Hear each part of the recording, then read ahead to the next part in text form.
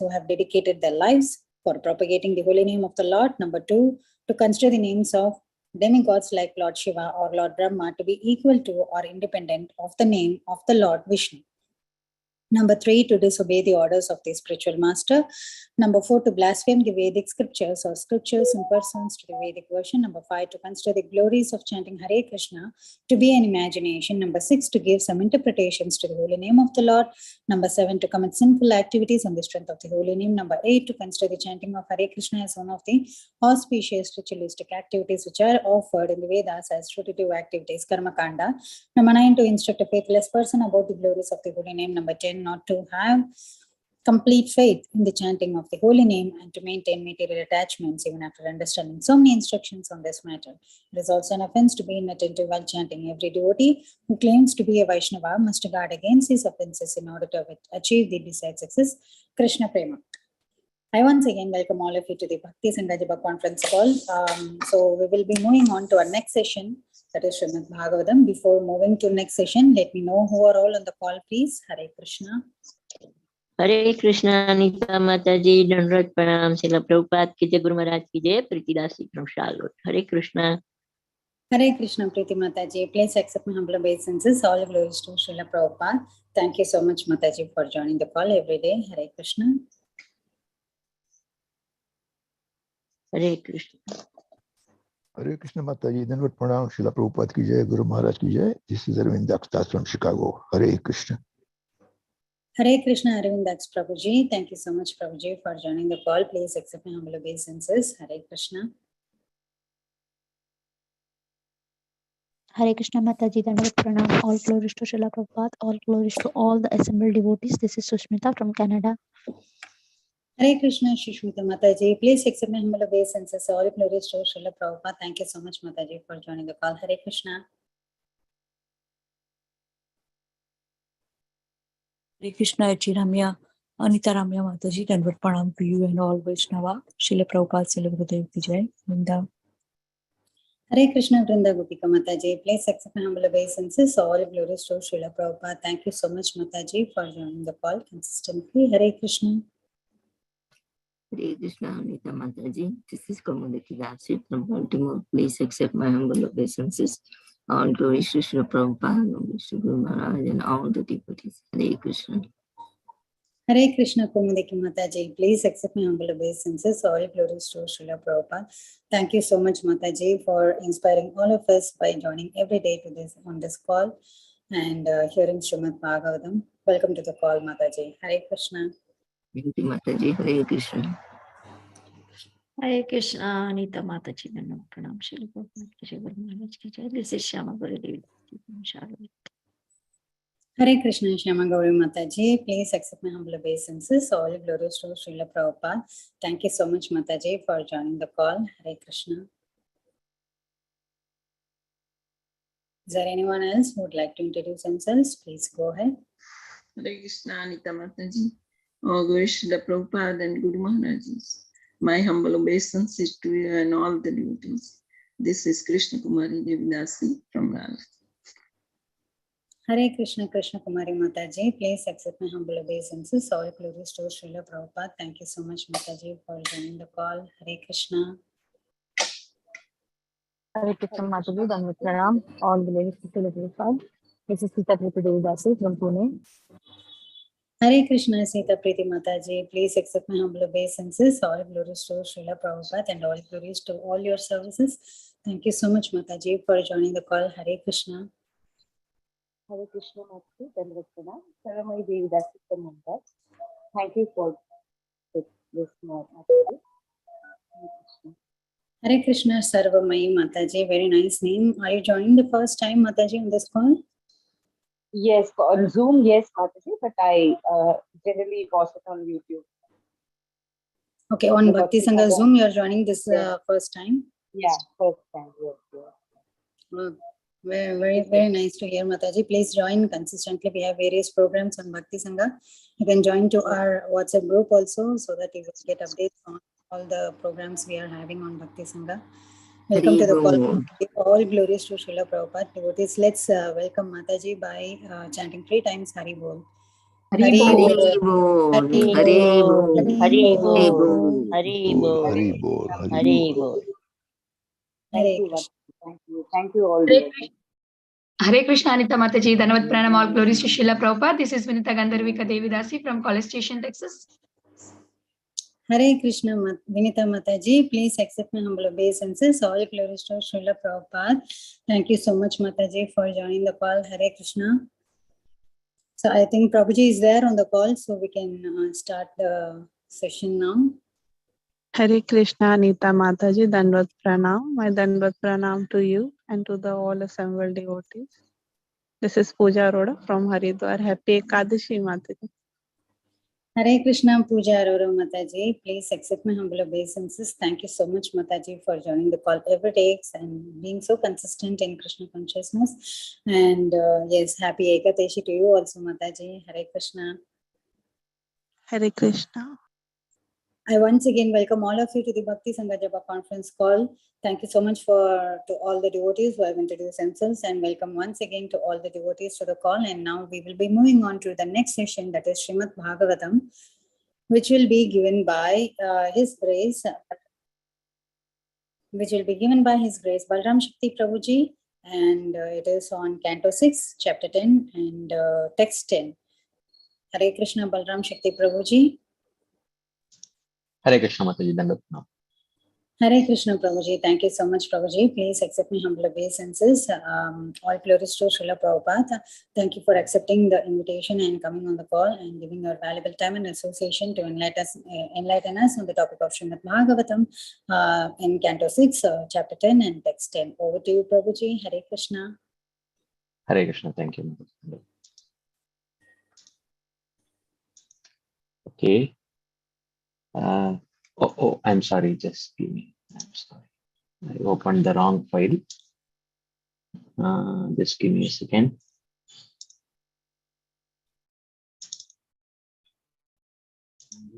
Prabhuji, and we cannot see you. Mataji, I have a problem with my laptop camera, so I have not fixed it yet. So I will not be able to switch on my video. I'm sorry for that. No problem, Prabhuji. But you'll be seeing the slides. So yeah, that's the most important thing. So you'll be seeing that. Okay. Namam Vishnu Padaya Krishna Preshtaya Bhutale Srimate Bhakti Vedanta Swamini Namine. Namaste Saraswati Deve Gauravani Pracharine Nirvishesha Shunyavadi Paschatya Deshitarine. Jai Shri Krishna Chaitanya Prabhu Nityananda Shri Advaita Gadara Shiva Sadi Gaura Bhakta Vrinda.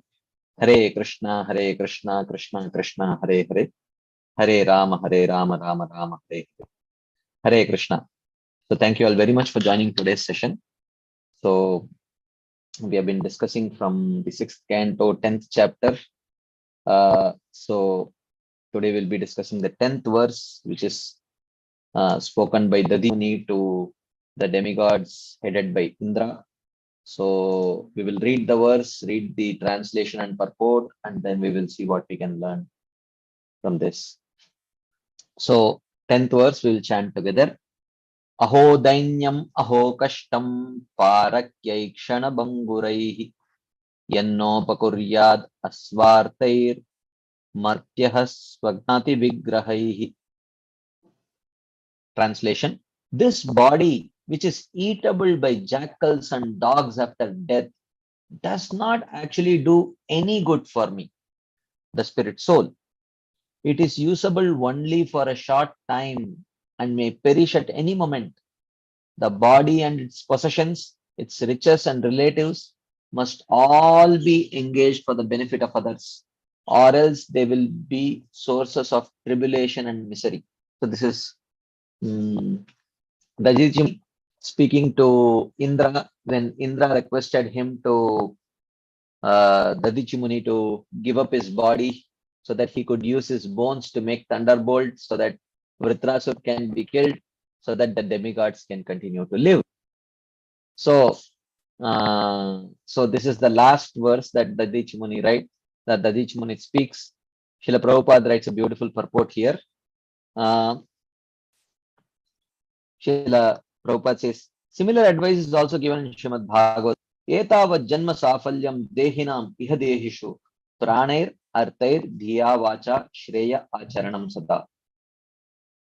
So Krishna says in 10th canto, it is the duty of every living being to perform welfare activities for the benefit of others with his life, wealth, intelligence, and words. If possible, prana, if not artha, if not dhiya, if not vacha. Pranair artair dhiya vacha shreya acharanam sada. Like that. So he says this is the mission of life. One's own body and the bodies of his friends and relatives, as one's own riches and everything else one has, should be engaged for the benefit of others.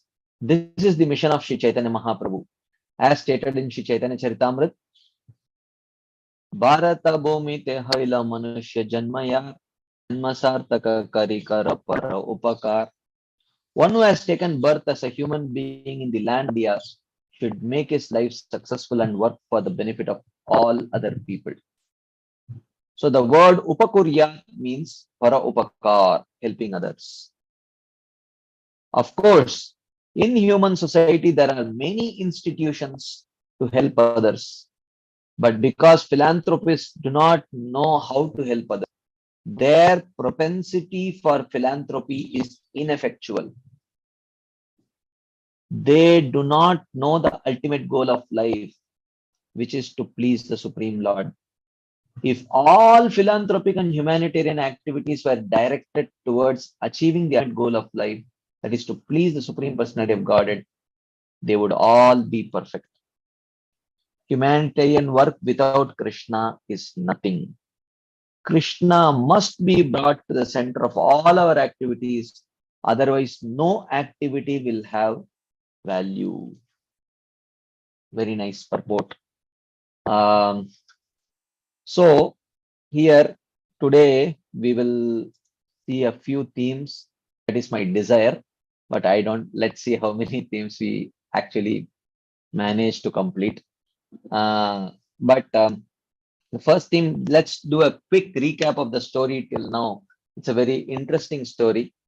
So Indra was sitting with his wife Shachi Devi in his assembly, and he was being praised by Siddhas, Charanas, Gandharvas. All of them were praising him. He was totally mesmerized by that. Suddenly at that point, Saraswati entered. But Indra, being too absorbed in his material opulence, he forgot himself and he did not respect Brihaspati by getting up. Brihaspati immediately understood what was there within the heart of Indra. He understood Indra's pride in his material opulence. Immediately, Brihaspati disappeared from the assembly to teach him a lesson. As soon as Brihaspati left, Indra immediately came back to his senses. He became very repentant. He ran behind to beg forgiveness from Brihaspati, but he could not find Brihaspati anywhere. And in due course of time, Indra lost all his opulence. The demons conquered the demigods. The demons occupied Indra's throne. Everything was lost because of disrespect towards the spiritual master. So Indra and the demigods then took shelter of Brahma. So Brahmaji understood the problem of Indra. Brahmaji first, as a very responsible leader, chastised Indra for his mistake. And Indra and the demigods for their mistake. And then he told, okay, fine. Brihaspati is upset. He will not back right now. So do one thing. There is the son of Twashta. His name is Vishwarupa. He is very, very qualified. He can act as your priest. Okay. So, but at the same time, Brahmaji says, but you should be willing to tolerate. He has some soft corner for the demons also, because his grandmother was a demon. So his mother's side were connected to the demons. So therefore, he has some soft corner for them also. So you should be tolerant of that. So that was just a detail which Indra did not probably hear properly. So they accepted Vishwarup as their priest. They performed the yajnas under the priesthood of Vishwarup, and Vishwarup taught them the Narayana Kavach, through which they invoked the protection of the Supreme Lord, and they could easily defeat the demons. So at this point of time, Parikshit Maharaj asked Shukadeva Goswami to speak about the Narayana Kavach. What was this Narayana Kavach? So Shukadeva Goswami, in this whole of 8th chapter of 6th canto, he describes about the Narayana Kavach. Anyways, so when this was going on, Vishnu was acting as the priest of the demigods. He was loudly chanting and offering oblations to the devatas, but secretly he was offering some oblations for the benefit of the demons also, because familial attachment to the demons. Immediately, as soon as Indra understood, he became, because just recently the demons had forcibly overtaken the demigods, they had taken over the heavens and Indra's post and everything. And suddenly when he comes to know that not only are the demons having their own priests who are offering oblations to the demons, but our own priest is also offering some oblations to the demons, apart from offering it to us. So he became very much scared that they may take over again. So immediately he actually chopped off the head of 3 heads of Vishwarup. So because it was a Brahmahatya, there was some reactions. Actually, Indra is capable of neutralizing these reactions, because sinful reactions are accumulated in human form in Bharatavarsha. Piety or sins are accumulated only in a human form in Bharatavarsha. Rest of the species are Upabhoga dehas. They are bodies by which you enjoy or suffer your pious or impious karma. So, Indra had the capacity to neutralize the reactions, but Indra chose, okay, I will take it up, because he was that much responsible for sure. One should not completely demonize Indra also, right? So Indra accepted, okay, I will take care of it. I will go through it like that. He decided. Then, but later he distributed it amongst 1/4 of the sinful reactions. He distributed it to the land, water, trees, and women. So that is why 1/4 of therefore we have deserts, because the land accepted 1/4 of those sinful reactions. Therefore, you have this desert land which is very, very not at all fertile, and water also accepted 1/4 of the sinful reactions, because of which sometimes they develop impurities in the form of bubbles, and that water is not potable water. And that is also accepted 1/4, because of which they develop sap, which is considered to be an unacceptable part of the tree. And the woman also accepted 1/4 of the sinful reactions, because of which they have this menstrual cycle like that, during which they become untouchable like that. So anyways, so while this was happening, in the meantime, Twashta came to know about his son's death. Twashta became very upset. So he started performing a sacrifice to kill Indra. So basically he performed a sacrifice to create a demon who would kill Indra, but because of the mispronunciation of the mantra, created a demon who would eventually be killed by Indra. It was not even a pronunciation mistake, it was a very slight intonation mistake. So, therefore, because of which he became, he created this Vritrasur. But anyways, this Vritrasur was such a ferocious demon. He looked almost invincible. The demigods got completely terrified in Vritrasur. They immediately ran to take shelter of the Supreme Lord. They worshipped him. They offered prayers which seemed like very pure devotional prayers. But at the end of it, they requested Vritrasur to be killed. The Lord definitely was not very pleased. He was pleased in one sense, but not very pleased, which is quite evident from the word that he spoke. The Lord told the demigods, look, actually there is nothing which is difficult to obtain if someone manages to please me. Dharma, Rama, Moksha, anything can be obtained if someone manages to please me. But a pure devotee generally does not ask me for anything except the opportunity to engage in bhakti, which means you are not pure devotees. In fact, miserly people like you, demigods, you do not know the ultimate necessity of the soul. The ultimate necessity of the soul is Krishna Bhakti. But the foolish soul may ask for other things. But if one awards what the fool desires, the giver must also be considered foolish. So if I give you what you ask for, then I must also be considered foolish. Okay. But even these words, to understand, it needs some level of Shraddha. It's not that after they heard these words from the Supreme Lord, the demigod, okay, forget about killing Vritrasur, just give us Shuddha Bhakti. They don't ask for it. They are happy that the Lord granted that desire, that wish.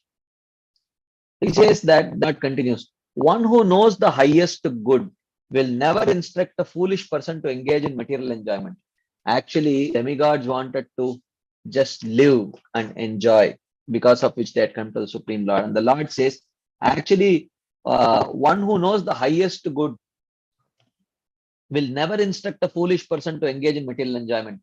Just as an experienced doctor will not give his patient food which is injurious to his health, even if the patient desires it. So ideally, I should not be giving it to you. But nevertheless, you all are very much, you won't understand what is the highest good.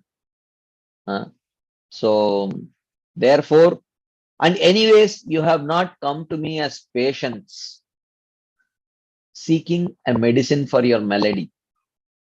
You have come to me for getting what you want. So I cannot take the role of a doctor and tell you that this is not an appropriate desire, because you have not come to ask me if this is an appropriate desire or not. So I cannot do that role. So anyways, because you want this, go to Dadichi and ask for his bones, because even Krishna knows that for the mistake that you have done, you should suffer. So there is a very interesting story between this Dadichi and Indra. Once Dadichi Muni, he knew particular practices by which one could become a Jivan Mukta, a liberated soul. The Ashwini Kumaras, who were the celestial doctors, physicians, they approached Dadichi Muni and they requested, can you please teach us that that practice by which we can become liberated? Dadichi Muni said, okay, fine, I will do it. Indra, coming to know about this, he immediately came to Dadichi and he threatened Dadichi Muni. Look, they are inferior to me.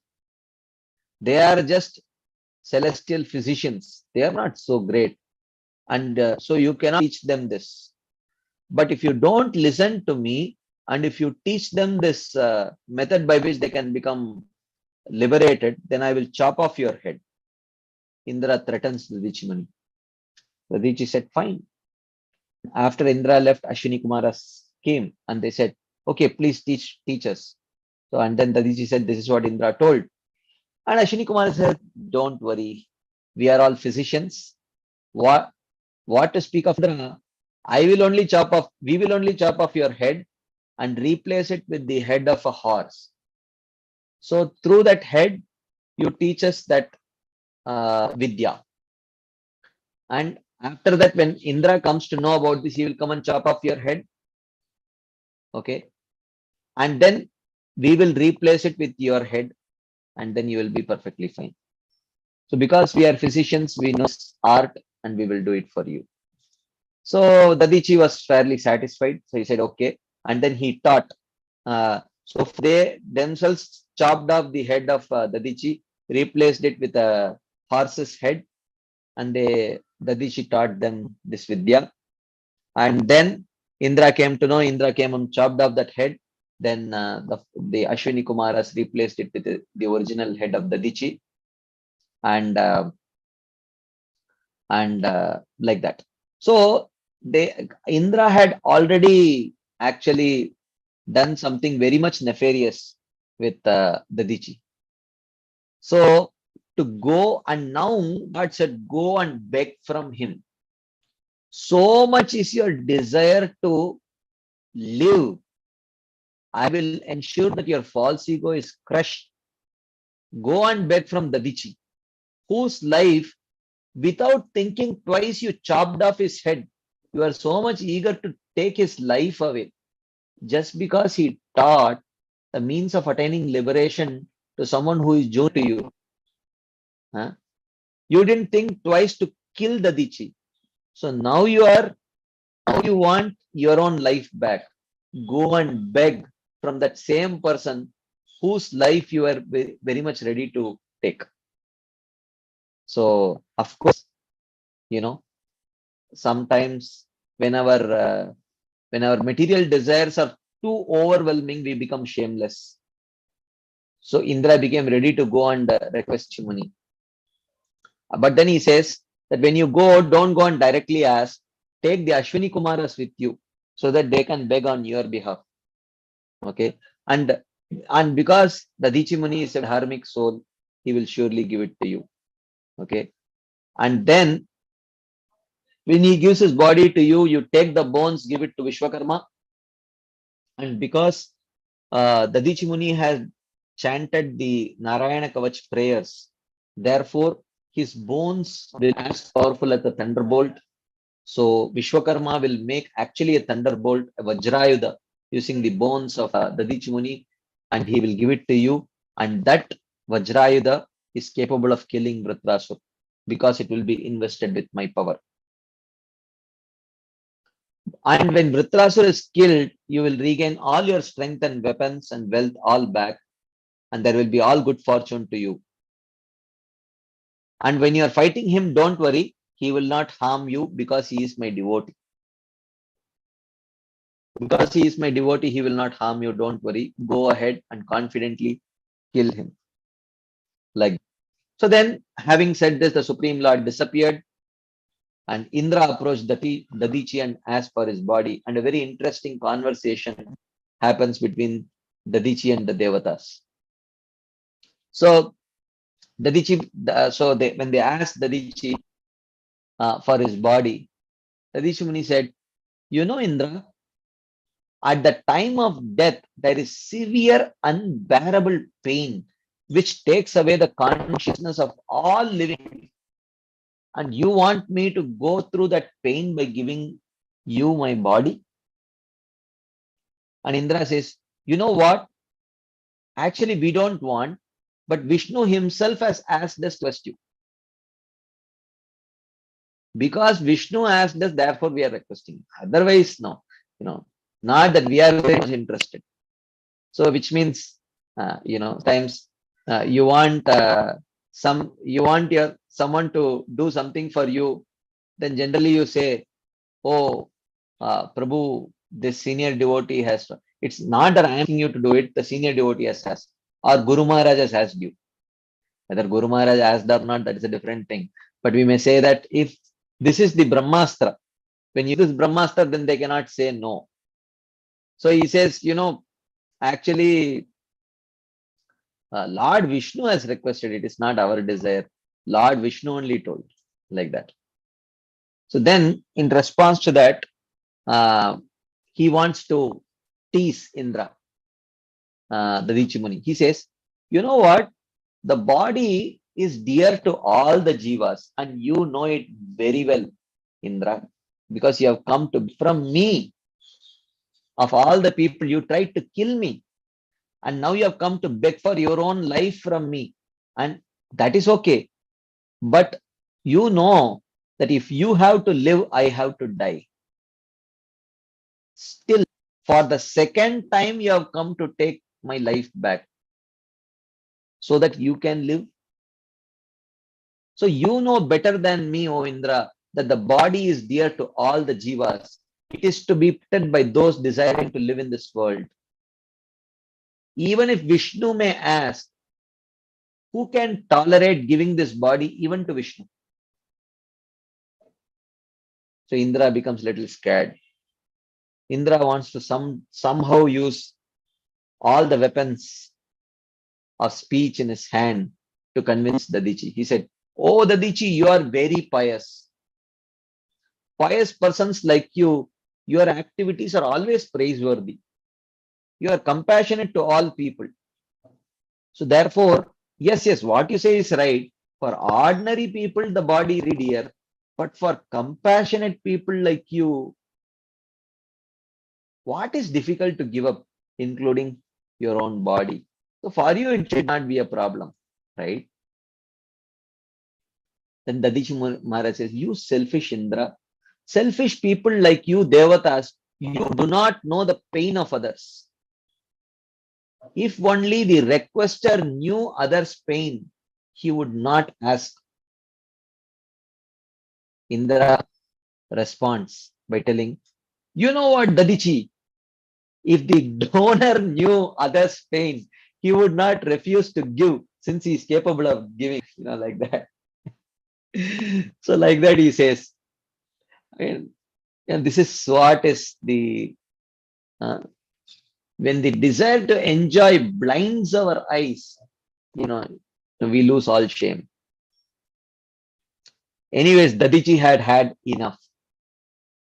Dadichi told Indra, look, actually I could have immediately given my body to you.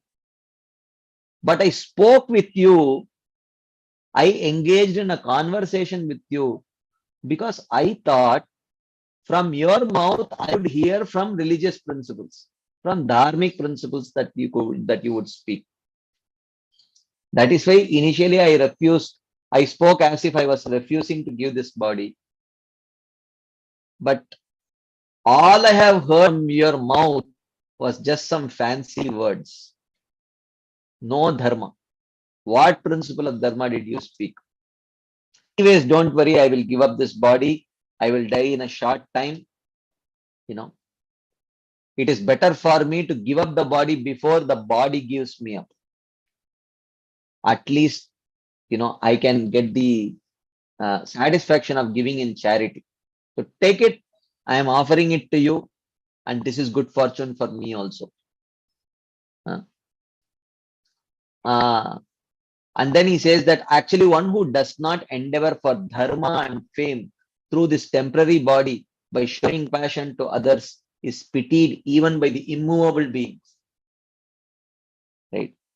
So this body, one should endeavor for dharma and fame through this body by showing compassion to others. The mind possessing imperishable dharma which laments others' distress and rejoices at their joy is praised by pious men. Paradukka dukhi, parasukhi. So that mind which laments for the distress of others and which rejoices at the joy of others is actually praised by pious men. And what is this body? this body, it is fit to be eaten by jackals and insects. Okay. When that body, if it is not used, if it is not used to assist others by one's be relatives and wealth, that is, it is a miserable body. I don't want to make my body miserable. I don't want to live a miserable. Take it, no problem. So Dadiji, then offering himself to the Lord, he gave up his body to Indra. This will be the verse for tomorrow. So this is what is the brief storyline that has happened till now. So now we will discuss that the whole thing started with Indra disrespecting Brihaspati. So today, one of the themes that we will discuss is this whole concept of he disrespected his own guru. So this whole problem of Vaishnava Ninda or blasphemy of devotees or offending the devotees or offending the guru, the root cause of this problem is actually a general culture of disrespect. A general culture of disrespect is the cause of offenses. And the solution for this problem is that to develop a culture of respect, a generic culture of respect. If we don't have a generic culture of respect, then we are very much prone to commit Vaishnavananda. It is not possible that one can be disrespectful towards non-devotees and be very respectful towards the devotees. It is not at all possible. I always give this example.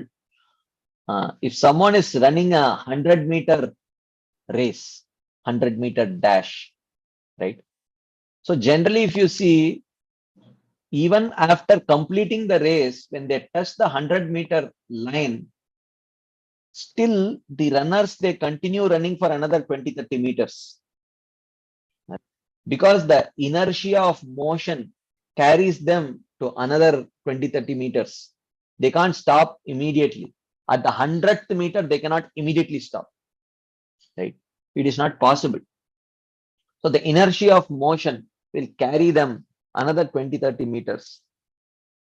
So similarly, if we have a generic disrespectful attitude towards what to speak of other living entities, but even inanimate objects, if we have a generic mood of disrespect, then that mood of disrespect carries into the realm of devotional service also. Like something as simple as, you are in the bathroom to take bath or something. If you move that bucket which you could move with your hands, if you move with your legs, that is an act of disrespect actually, right? It is not serious disrespect. A bucket is just an inanimate object, no doubt.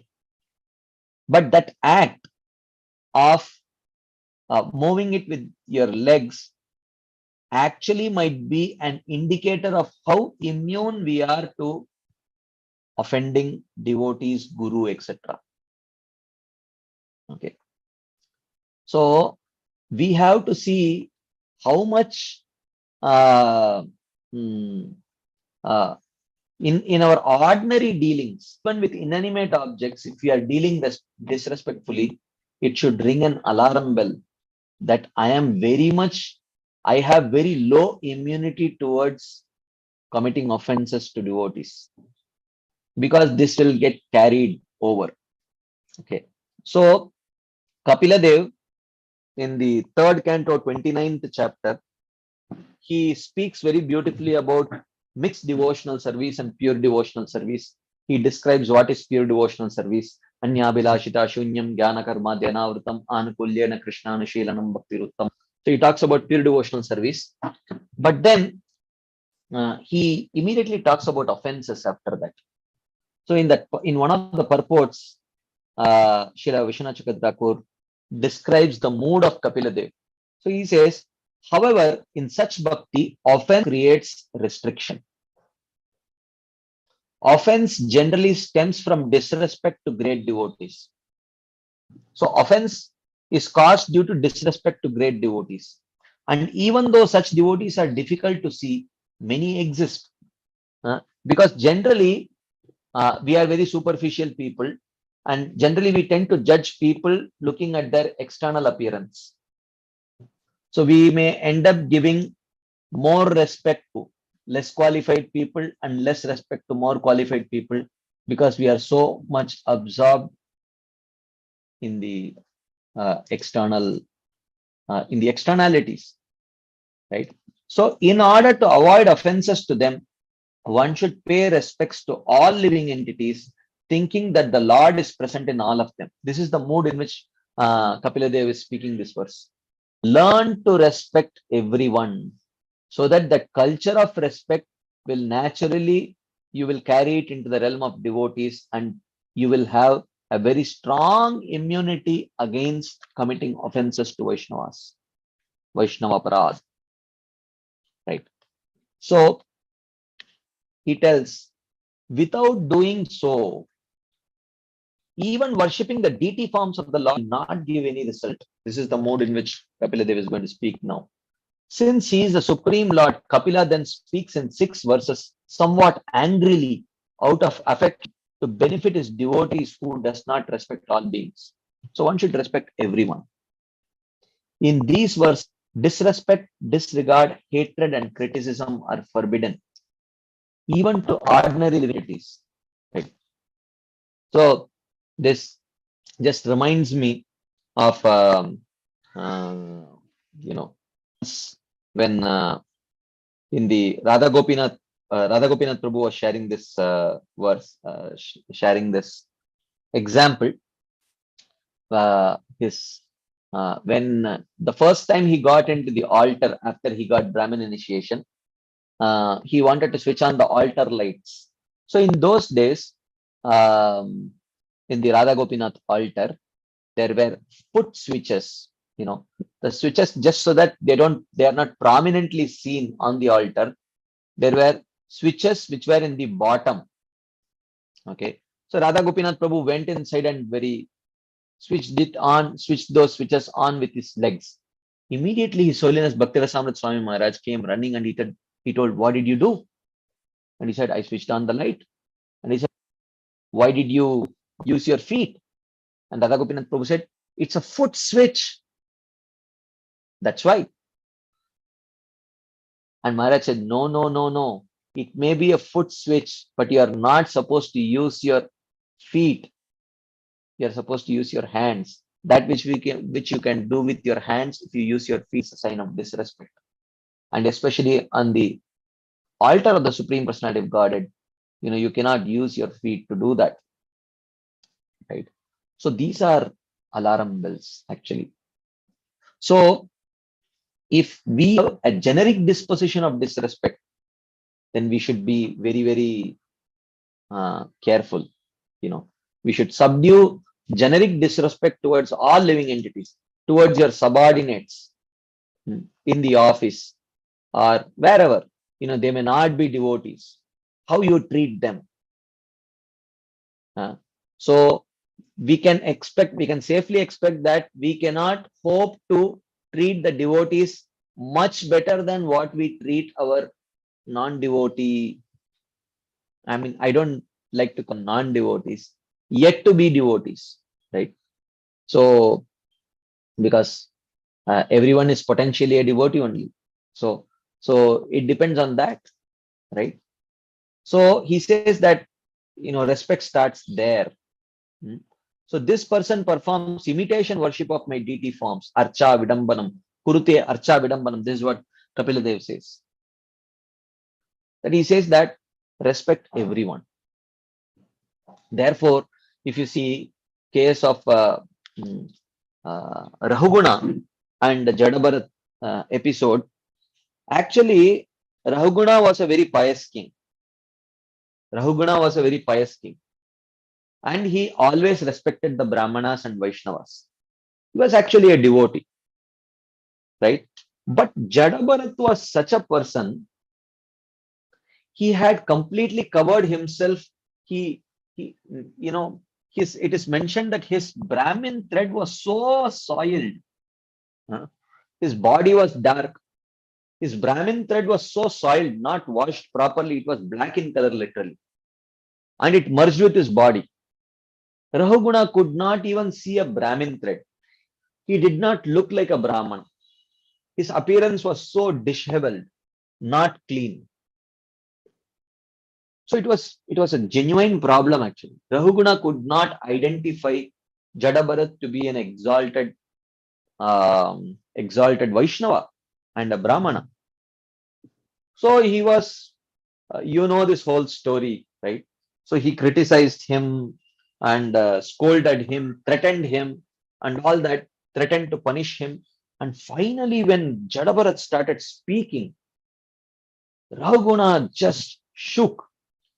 Then he realized, my God, he is such an exalted person.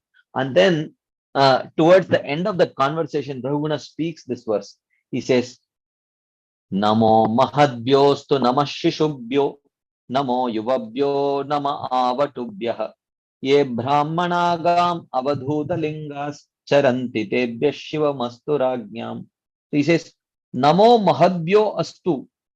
I offer my respects to all the great devotees. Namaha Shishubhyo, they may be in the form of babies. I could not identify Jadabharat. So, but he happened to be a great devotee. So a great devotee like the four Kumaras may be in the form of babies also. Namo Yuvabhyo, be in youthful form like Prahlad and Dhruva Maharaj. Nama Avatubhyah, they may be in the form of young boys. So why should I take a chance? I offer my respects to all of them. So this Brahmana, ye tebhyah gam charanti, these Brahmanas who wander this earth in the dress of Avadutas. I offer respects to the Brahmanas also who wander in the earth in the dress of Avadutas. Shivamastu Rajñam. Yes, I mistake. But oh Brahmanas, please don't curse the whole kingly class. I am an unfortunate fallen representative of the kingly class. Don't think that the whole kingly class is like me. If at all there is any, let it come upon me. Is like Parashuram killed the whole kingly class 21 times. So let the curse not come upon the whole kingly class. I'm an irresponsible, unqualified representative of the kings. So if at all there is something, let it come upon me. So I offer obeisances. I have learnt my lesson. I will not go by externalities. I will offer my obeisances to children and babies and youths and young boys, everyone, because a devotee can be in any form. This time I was cheated. And I have learnt my lesson the hard way, like that he offers his obeisances. So the principle is that one should have a generic disposition of respect. And if that is not, if one does not cultivate a generic disposition of respect, then we are in trouble. We are in danger of committing offenses towards the Vaishnavas. So therefore, in very strong words, Kapila speaks these 6 verses. We will just read them. We will not discuss them in detail, but we will at least read them just to see what Kapila Dev says. Aham sarveshu bhuteshu bhutatma avastita sada tam avajnaya mam martyah kurte acha vidambanam. Kapila Dev says, I, bhutatma, the soul of all beings, I am always sarveshu bhuteshu avastita. I am always situated in all beings. Martyah, that living entity, mam avajnaya, who disrespects me, tam, in all living beings. Who disrespects in all living beings means, if you are disrespecting any living entity, then you are not recognizing the presence of the Supreme Lord in the body of that living entity. So one who disrespects Krishna, who is present in all the living entities, Kurute Archa Vidambanam. You may be performing nice deity worship, but your deity worship is all false. Not that Kapila Dev is recommending, if you cannot respect the devotees, stop the deity worship. That is not what he is suggesting. He is telling that even though you may do fantastic deity worship, but if you cannot respect other living entities, then your deity worship is all false, in the sense it will not be that potent. Like that. Yomam sarveshu bhuteshu santam atmanam ishwaram hitva archam bhajate maudyat bhasmanyeva juhoti saha. Such a person who may be worshipping the deities, but he neglects or does not give proper respect to the living entities, while neglecting my presence in their bodies in the form of Paramatma, he is actually offering oblations into ashes instead of oblations into fire. Basman yeva juhoti saha. So you will get the result of your yagya only if you offer oblations in the sacrificial fire, not in the ashes.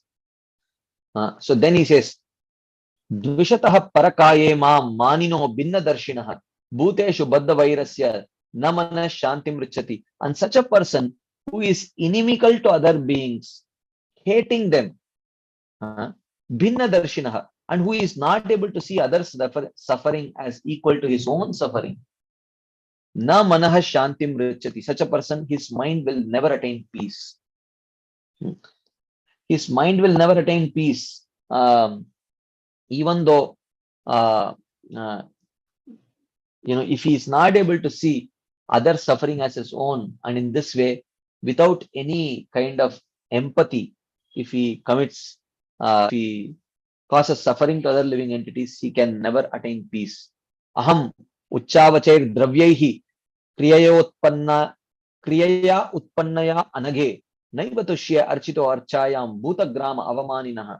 O mother, aham na evatushya, I am certainly not pleased with that person who is bhutagrama avamaninaha, who criticizes other beings. Archito archayam, but he may be perfectly worshipping my deity form, but when he criticizes other living entities, not even talking about devotees, any living entity, but he may be, I am not pleased with such a person. Aham na eva tushye.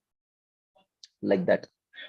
So like that, Kapila Dev in very strong words criticizes such a person, that if you cannot respect others, then your worship of me is third class worship.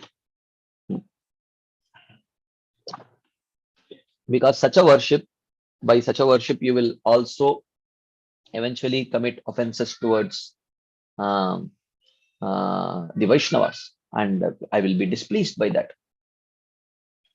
But even though the Lord says, Kapila Dev says that everyone should be respected, every living entity should be respected, but and Bhagavad Gita also says, Vidya Vinaya Sampanne Brahmane Gavihastini Shuni Chaiva Shwapakechas Pandita Samadarshina.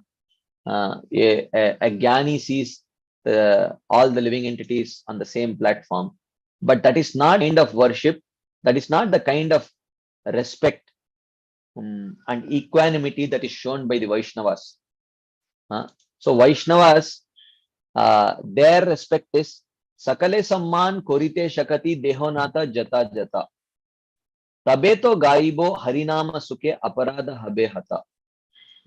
As Bhaktivinoda Thakur says, Sakale Samman Korite Shakati Deho. My dear Gurudev, please give me the power to honor all living entities. Sakale Samman Korite Shakati Deho Nata. Oh Lord, give me the strength to respect all the living entities, but Jata Jata. Jata Jata means as they deserve, as it is appropriate. So which means not only give me the strength, but also give me the discrimination to respect them according to what they deserve. Okay. Tabeto gaibo harinama suke aparadha habehata. Only then I will be able to sing the holy names in great ecstasies without any offenses, like that. So therefore, in that same section, Kapiladev says, how should one give respect? So how are Vaishnavas Samadarshi? Vaishnavas are Samadarshi not in giving the same respect to everyone, right? But in understanding that everyone deserves to be given respect. You know, no one deserves not to be given respect. So we are Samadarshis in that way, that everyone deserves respect, right? Including inanimate objects. But but we don't give the exact same respect to everyone. That's not correct. So we cannot give the same respect to a Kanishtadhikari, a Madhyamadhikari, and an Uttamadhikari. If you do that, it is actually disrespect to the Uttamadhikari. If you give the same respect that you give to an Uttamadhikari and the Kanishtadhikari, it is actually a disrespect to the Uttamadhikari, because according to his development of consciousness, he deserves more respect, actually, right? So Vaishnavas give respect according to the development of consciousness. That is why in the same section, Kapiladev describes gradations of jiva. I will not go into details. You can, there are multiple, there are 3 places in Bhagavatam where this gradations of jiva is given, in order to indicate that how Vaishnavas have to give respect according to the level of development of consciousness. So he says that immovable living entities are superior to the withered ones. Superior to them are entities with greater life symptoms. Superior to them are entities with higher consciousness and movement.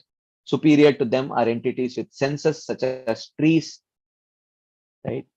And superior to the trees with touch sensation are beings with taste sensation, rasavedinaha.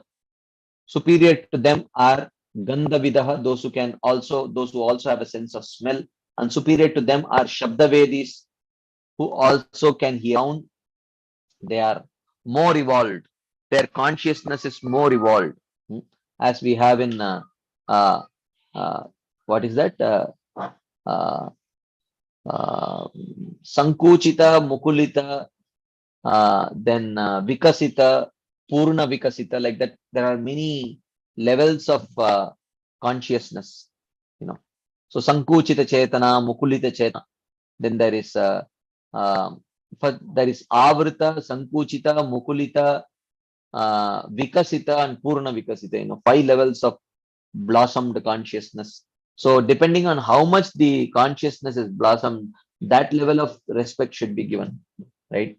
And then he says that similar and higher than that are entities who can distinguish form, and superior to them are those with 2 sets of teeth, and superior to them are those with many legs, and better than them are those with 4 legs, and superior to them are those with 2. That is, human beings are better, and amongst the human beings, those within the Varnashram are superior. They should be given higher respect. Amongst the Varnas, the Brahmanas are the best. They should be given even higher respect.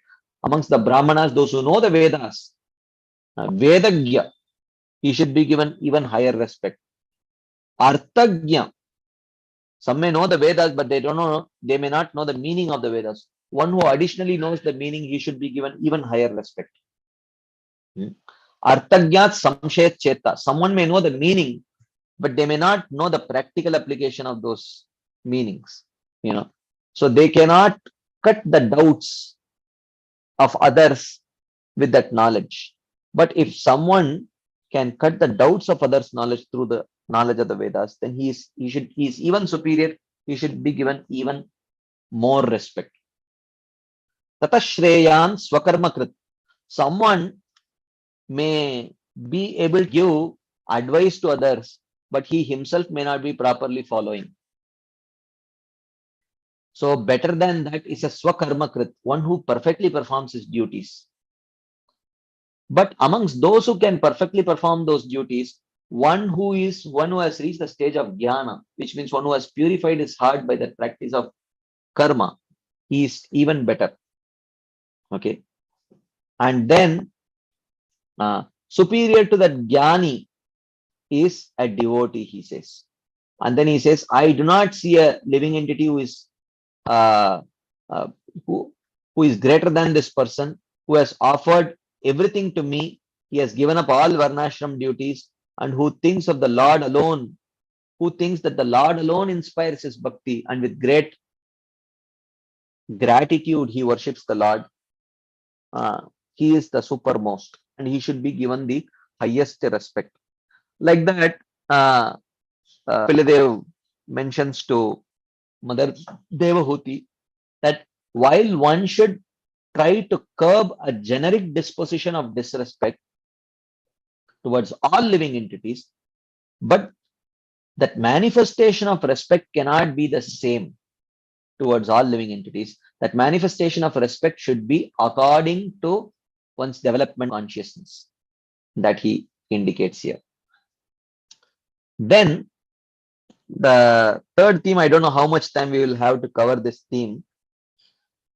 Ultimately, perfect respect is possible only by transforming our false ego into true ego, which means only those who have attained true ego can perfectly respect everyone, which means only devotees have true ego. Jivera Swaruphoy Krishnera Nityadas. And even though devotees may have true ego, but still disrespect may come due to our inertia of false ego, inertia of past false ego that we are carrying into the realm of true ego. Like we all know, Jivera Swaruphoy Krishnera Nityadas. We all have our true ego. As devotees, as soon as someone takes up to devotional service, as soon as someone receives the seed of devotion, the meaning of receiving the seed of devotion is to receive the true ego. We all agree to the point that Jivera Swaruphoy Krishnera Nityadas. I am a servant of Krishna. I don't think any one of us would deny this self-identification. But having said that, we all would 100% agree that most of the time I am not able to act with this upadhi.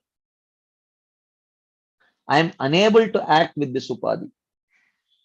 So we all are like, I like to give this example. We all are like, sitting in a train. For those of you who have been in India, you will be able to, even others, it's not, this example only. We all are like in a train, let's say Rajdhani Express, which is going from Mathura to Bombay. The train is going from Mathura to Bombay. So we are sitting in that train. But our desire is to go to Mathura and Vrindavan. But we are sitting in a train which is going towards Bombay in the opposite direction. Right? So, but some of us are, but all of us are looking towards Mathura. But in the train which is going towards Bombay, some of us are walking in the direction of Mathura, but inside the train. Some of us are running, but inside the train. Right?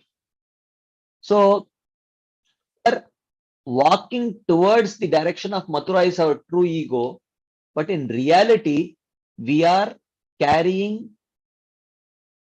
along with us an inertia of past false ego, of identifying with the gross body and subtle body.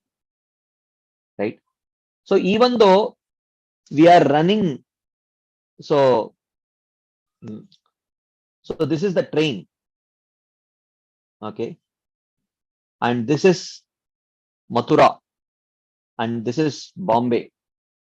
So the train is moving towards Bombay at 100 kilometers per hour.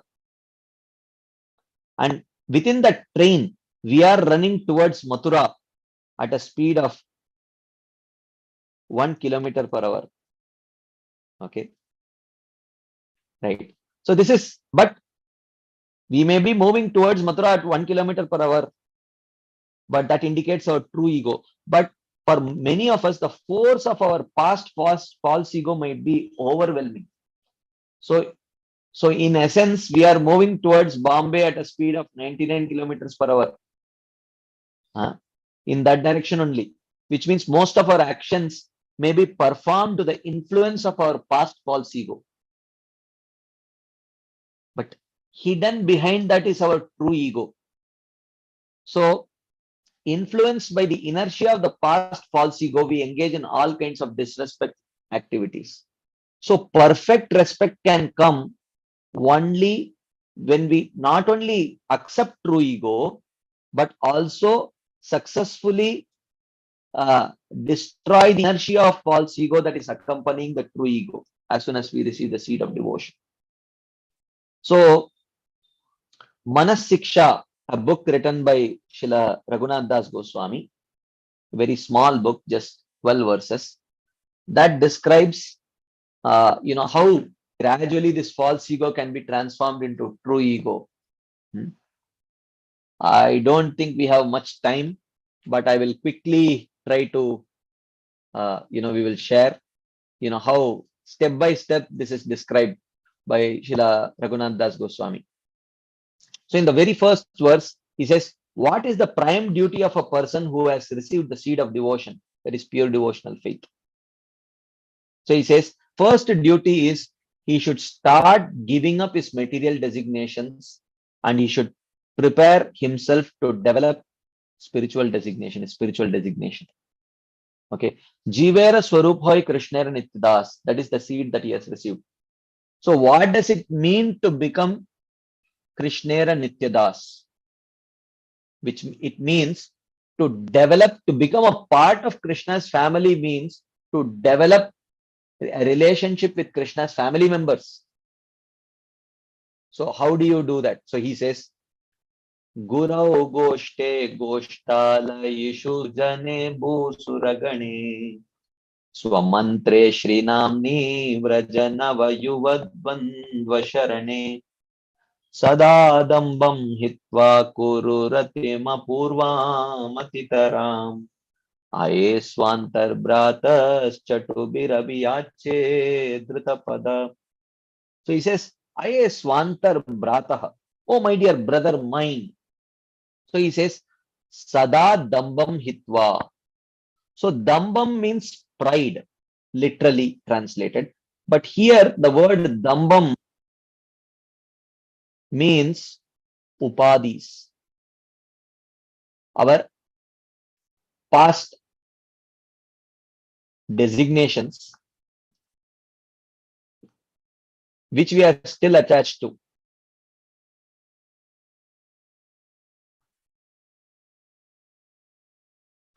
Okay. So why he uses the word dambam here? Because the source of our pride is only our designations. Because if I think I am a teacher, then I will be proud of my teaching. If I think I am a speaker, then I will be proud of my speaking. Right? So whatever is the designation that we identify with, pride is connected to that designation. So therefore, sada dambam hitva. Sada means always. So sada dambam hitva means giving up this designation is not an act. It is not an event, but it is a gradual process. That's what is indicating by usage of this word sada. Sada means constantly give up, which means it is a constant process of giving up our false identification, false upadis. So how he is going to suggest it, this will be described in 4 verses, 4, 5, 6, 7. Okay. But then he says, so give up that false designations and kuru ratim apurvam atitaram, and please develop unprecedented and excessive attachment to Gurau, Goshte, Goshtalayu, Sujane, Bhusuragane, Swamantre, Shrinamni, Vrajanavayuvadvandva Sharane. 8 things that he says. Gurau means, how do you develop a relationship with Krishna? For that, you have to develop a relationship with Guru. Okay, I will share this these slides with you. You know, when we were discussing Manas Siksha, we did a nice exercise where uh, devotees shared how do we develop relationship with these 8 aspects. So Guru means the Siksha Guru and Diksha Guru, both. Sakshat Haritvena Samasta Shastra Uktas Tata Bhavyata Eva Sadbihi. Right. And Goshte, one should also develop a relationship with the Vrindavan. Goshtalayishu, one should develop relationship with the Vrajavasis. Sujane, one should develop relationship with all the Vaishnavas. Bhusuragane, one should also develop relationship with the Brahmanas because Krishna likes the Brahmanas also. Swamantre, one should also develop attraction to the holy name that one has, to the Gayatri mantra that one has received from the Guru. Shri Namni, one should also develop attraction towards the holy names. Vrajan Avayuvad Dvandva Sharane, and the process of surrendering to Radha and Krishna. So these are 8 things. So in order to develop our new Upadhi, he says, on one side we should endeavor to give up our old Upadhis, but at the same time we should endeavor to develop our new Upadhi. So new Upadhi is Krishnadas, but to become Krishnadas, we have to connect with everything connected with Krishna. Right? So that is like that. So then he says, Atitaram Kuru. Atitaram Kuru, we have to make excessive endeavor to develop an attraction towards these 8 things connected with Krishna. And he says, Kuru Ratim Apurvam Atitaram. You should develop Apurvarati. Apurvarati means unprecedented attraction towards these 8 things. Unprecedented means what? It means that all our past attractions in this material world have been on the platform of false ego. But this attraction to these 8 things should be on the platform of true ego. Right. And second thing, Apurvarati also means till now whatever attraction that we had in this world were for our own pleasure, Atmendriya Priti. Whereas attraction towards these 8 objects should be in the mode of Krishnendriya Priti, for the pleasure of Krishna's Indriyas. And Apurvarati also means you must, in this material world, you must have very deep attraction to many things, but the attraction to these 8 things should be even more intense than whatever attraction you have towards any object or people of this material world. Like that, he says. So this is the first thing, which is, that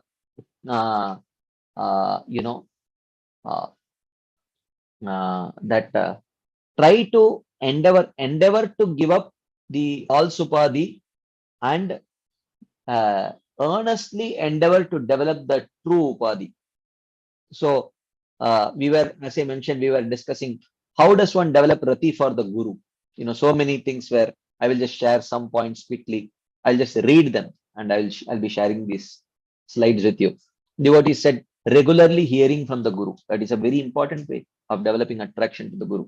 Endeavor to please him by your services, recollecting and hearing the activities performed by the guru, faith in the guru's instructions, associating with those who have that faith, cooperating with other God brothers and devotees, praying to Nityananda for faith, strength, and enthusiasm to serve the Guru, sharing with others what we have received from our Guru, trying to understand the importance of Guru by understanding the Guru Tattva, glorifying the Guru, regular attendance of Mangalarti and Guru Puja where the Guru is glorified, attending the yatras which the Guru conducts, Saddharma Pracha, sincere, meaningful inquiries from the Guru. So these are various ways in which we can develop attraction to the Guru. What about Vrindavan? How do we develop attraction to Vrindavan? He says, of course, we were before Vrindavan Vidyapit where, it was a kind of course where, we were discussing about various places of Vrindavan, glorifying the various Lalita Devi, Yamuna Devi, Govardhan, like that. That is, and yatras in the proper Sangha. Gaura Amar Jesabastane Koralo Brahmana Range Sesabastana Heribo Ami Pranayi Bhakata Sange. So in the association of Pranayi Bhakata, loving devotees who have deep attachment to the Holy Dham, in their association, we should go for yatras. Speaking and glorifying those places, establishing those places of worship in a small way. In your own place, it could be even a photograph where in your house you may have photographs of many Leela Stalis. Looking at them, you may meditate on them. Go to the individual places and recite those pastimes. Meditate on those pastimes. Remember those pastimes. We can clean the Dham. We can render services in the Dham to the Dhamvasis. We may do parikrama.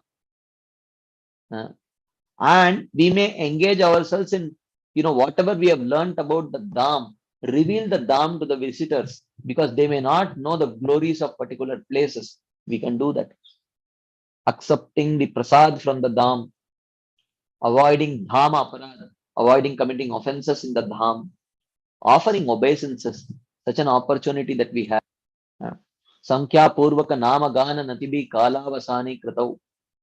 It is mentioned about the 6 Goswamis. Not only they used to count the number of rounds that they used to chant, but they used to very diligently count the number of obeisances that they used to offer to Vaishnavas and the Holy Dham. And most importantly, to associate with those who have great love for the Dham. So this is how we can develop Rati for Vraja. So we are talking about how true ego can be developed, right? So then Rati for the 3 classes of devotees,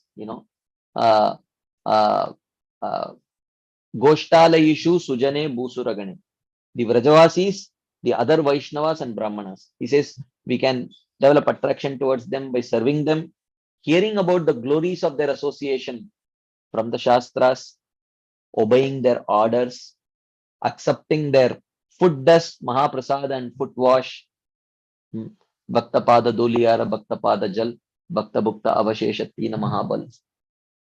By hearing about their glories from other devotees and speaking about their glories, and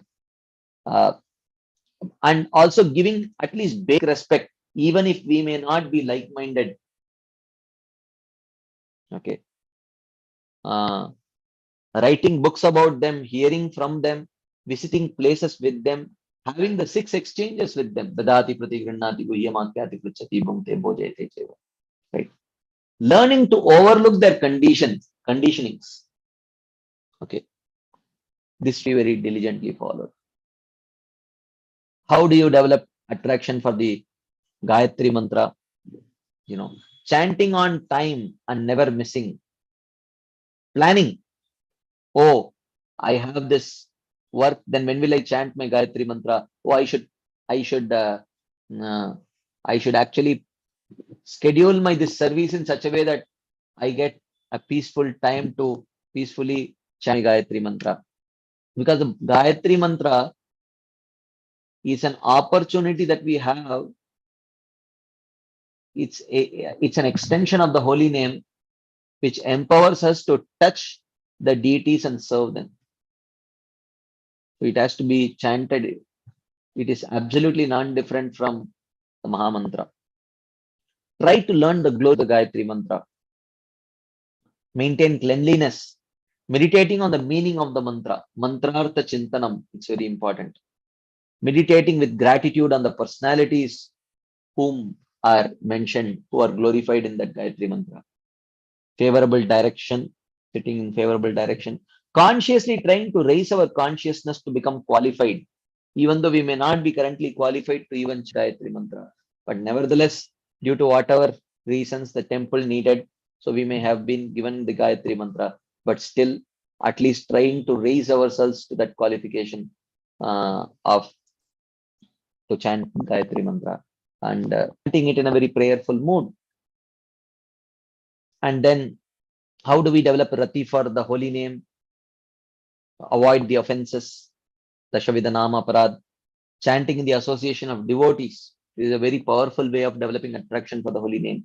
Hearing the glories of the holy name, praying to Nam Prabhu, praying to Namacharya Haridas Thakur, hearing attentively whatever we are chanting, by offering prayers to Panchatattva, endeavoring to increase the quantity gradually. Understanding that Nama is not one of limbs. It is not an anga of bhakti, but it is the angi. It is the possessor of limbs. All the other 63 are angas. Abhinnatvad nama namino, understanding the non-difference between the Nama and Krishna himself. And associate with those who have taste for the holy name, chanting near Tulsi Maharani. And we may attend holy name seminars, workshops like that.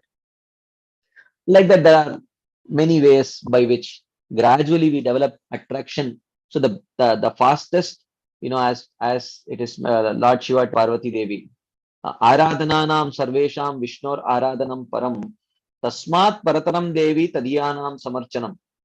Of all the forms of worship, Vishnu worship is the topmost, but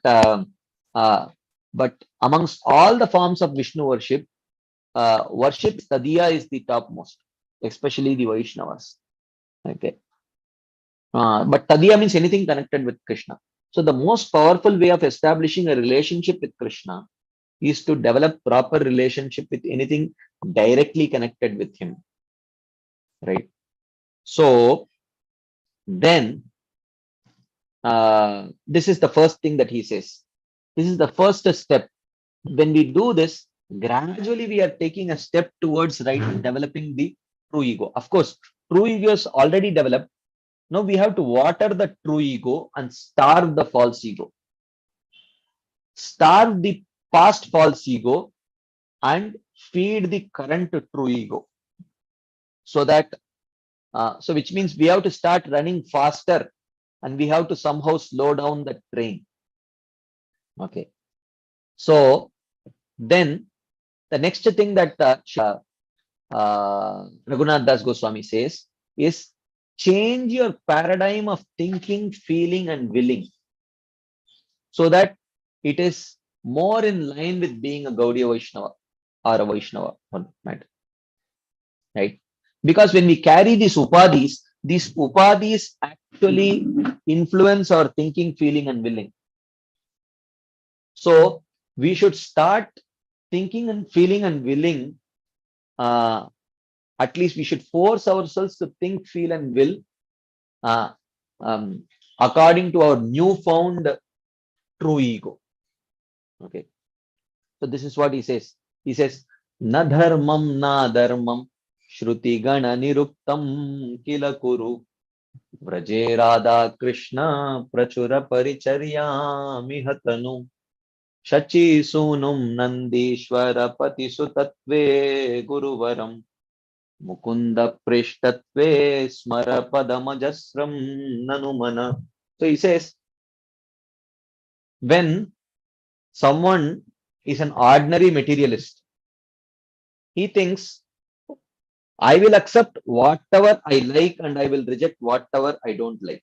That is his, acceptance and rejection of things of this. Ragasya Sankalpo Dveshasya Varjanam. Whatever I like, I will accept. Whatever I don't like, I will reject. But someone who may be little more dharmic, very religious, he will think, dharmasya sankalpo adharmasya varjanam. Whatever is dharmic according to my varna and ashrama, I will accept it. Whatever is adharmic against my varna and ashrama, I will reject. Raghunath Das Goswami says, very good, very good. But now you have to change that paradigm also. You cannot think in terms of dharma and adharma. You should start thinking in terms of what will please the Guru and what will please Radha and Krishna. Generally, whatever is dharmic will be pleasing to Radha and Krishna and Guru, but sometimes um, um, something which they want us to do or which may be likable to them may not strictly fall within the category of ordinary dharma and adharma. So he says that stop thinking in terms of dharma and adharma and start thinking in terms of Vraje Radha Krishna Prachura Paricharya Mihatanu. What should I do which will maximize my opportunity to serve Radha and Krishna in Vrindavan and my Guru Maharaj? So that should be our thought process, that our paradigm of thinking, feeling, and willing should change. And this should be a conscious endeavor. That's what Srila Raghunath Das Goswami says. And then he says, okay, if the goal of life is to worship Radha and Krishna, then what is the role of Chaitanya Mahaprabhu? He says, Sachi Sonum Nandishwara Pati Sutatve. Understand that Chaitanya Mahaprabhu is Shri Krishna Chaitanya Radha Krishna Nahe Anya. He is non-different from Radha and Krishna. So definitely our means of establishing a relationship with Radha and Krishna is only through establishing a relationship with Shri Chaitanya Mahaprabhu. And then what is the role of Guru? If the goal of life is to establish relationship with Radha and Krishna, what is the role of worshipping a Guru? Guruvaram Mukunda Preshtatve. So understand, learn to see your Guru as the dearmost servant of Lord Mukunda. And your means of establishing a relationship with Radha and Krishna is one through the Guru. The Guru is going to catch hold of your hands and take you to Radha and Krishna. So therefore, we should see that direct connection. Guruvaram Mukunda Preshtatve Smaramana. Like that. Okay, I don't have much time to discuss the details, of course. Then the third thing in developing fixing the true ego, the third important point that he says is importance of chastity. The role of chastity in developing our true identity. So he says that Yadi Cheravasam Vrajabu Visaragam Pratijanur Yuvadvandvam Tachet Paricharitumara Dabilashe Swarupam Shri Rupam Saganamiha Tasya Grajamapi Sputam Premna Nityam Smaranamatadattvam Shrunumana. So he says, my dear mind, Yaditvam Ichehe, if you desire Pratijanu, life after life, Vrajabhuvi Avasam.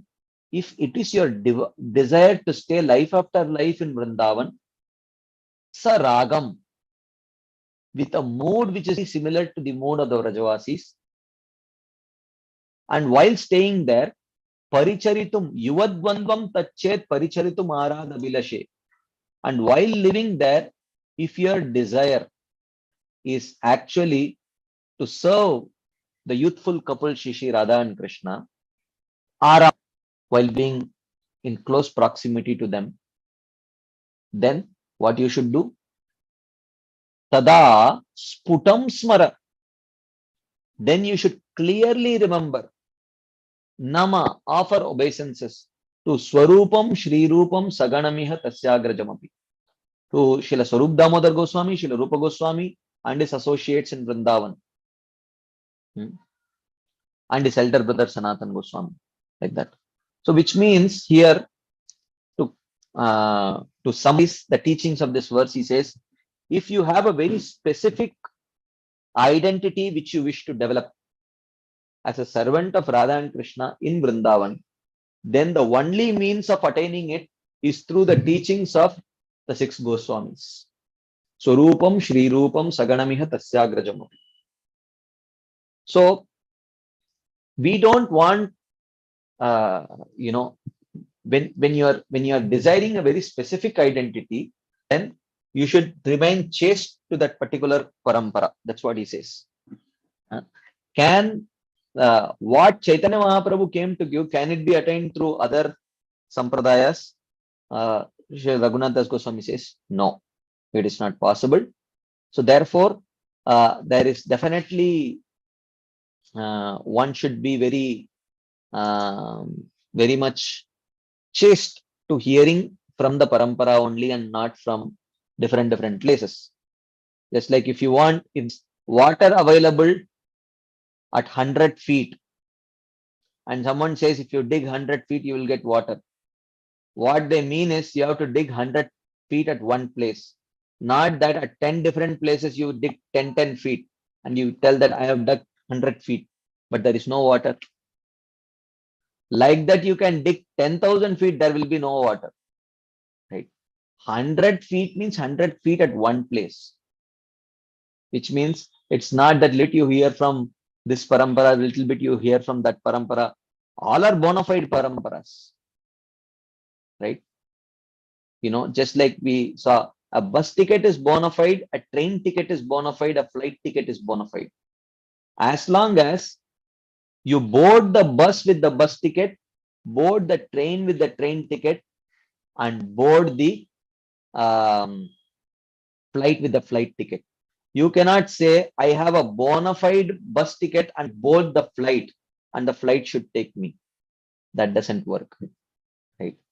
So therefore, we have to accept we have to accept teachings from one parampara and then follow it clearly. We cannot hope to dig around multiple places. All paramparas are bona fide. Choose one bona fide parampara and follow the teachings properly. This is what he says. Then in the fourth verse to seventh verse, he talks about, how to identifying the various aspects. What are the various forms in which our past false ego manifests and how do you deal with them? How do you give them up? Okay. He starts with the grossest to the subtlest. Okay. I will not read the verse. I will just in 2 minutes summarize because I wish to take some time for discussing the question and answers also. Otherwise, it will not be good. So, one thing that he says is the grossest thing, the grossest obstacle. He talks about 3 obstacles. He says Asadvarta, Muktikata, and Lakshmi Pati Ratim. He says that first obstacle he says is Asadvarta. Varta means words, Varta means activities also. Right? So Asadvarta means Prajalpa. One should consciously try to avoid talking materialistic talks, reading them, hearing them, seeing them like that. Varta also means activities. So Asadvarta means those activities which inspire our Sat Trishna, a thirst to enjoy material things. So what are those activities which inspire our Asat Trishna? He says, Atyahara prayasascha prajalpo niyamagraha janasangascha laulyam cha shadbir bhaktir vinashyati. So these 6 things must be carefully avoided so that our thirst for material enjoyment is not increased. And then Mukti Katha, hearing a lot about Mukti, Mukti, Mukti as described in the Jnana Shastras or as spoken by the Mayavadis and others. Hearing them will kill our desire for Bhakti. And then the third thing he says is Apityatva Lakshmi Patiratim Ito Vyomanayani. He says that you should give up your attachment to worshipping Lakshmi Narayan and other forms of the Lord. Right? So he says, he does not say don't worship. He says, give up your attachment to worshipping them. Because then you will be taken to Vaikuntha. If you want to go to Goloka, Yadicher Avasam Vrajabhuvi Saragam Pratijano. If your desire is to stay in Vrindavan and worship Radha and Krishna, then you should give up your attachment to worshipping the other forms and develop attachment to worshipping only the forms of Radha and Krishna. That is something that he says. Then these are little bit gross, little bit more subtler. Is he talks about the highway robbers of lust, anger, envy, pride, greed, and illusion.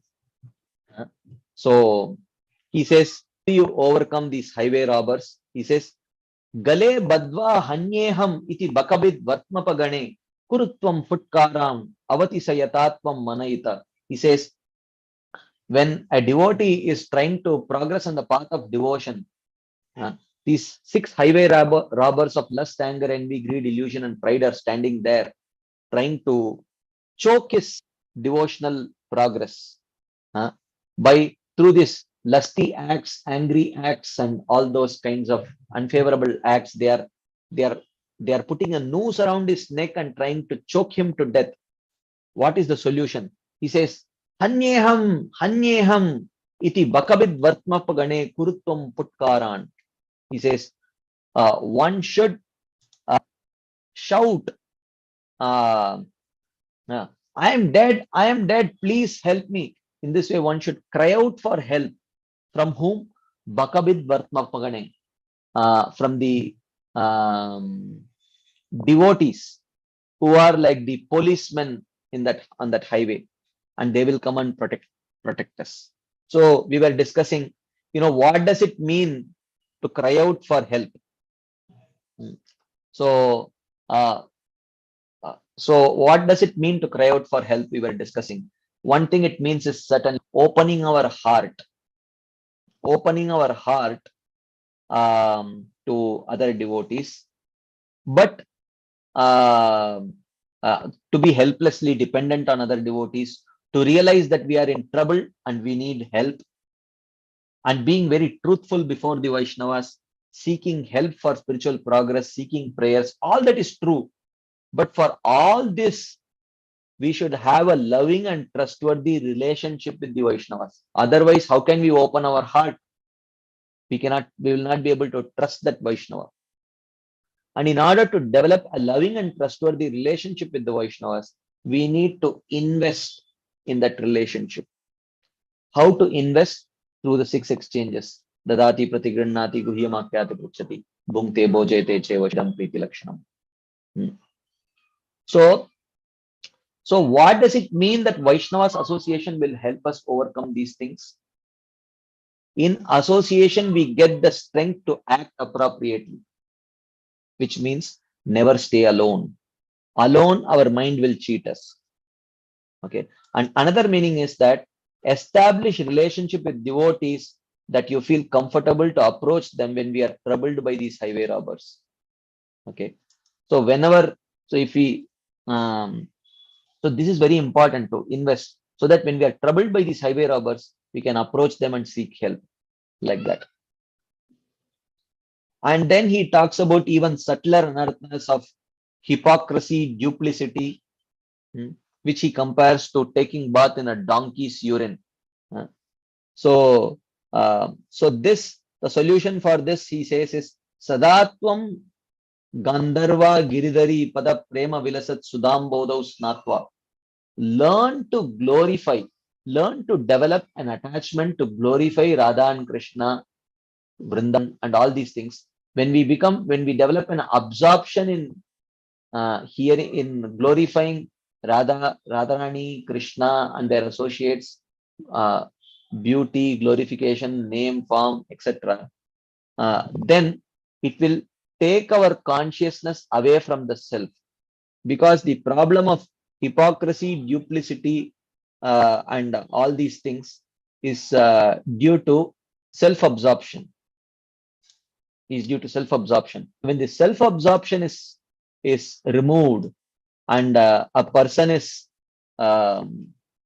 focuses on glorifying the Supreme Lord, when Krishna is at the center, automatically when self-absorption is gone, then the problem of duplicity, hypocrisy, everything will go away.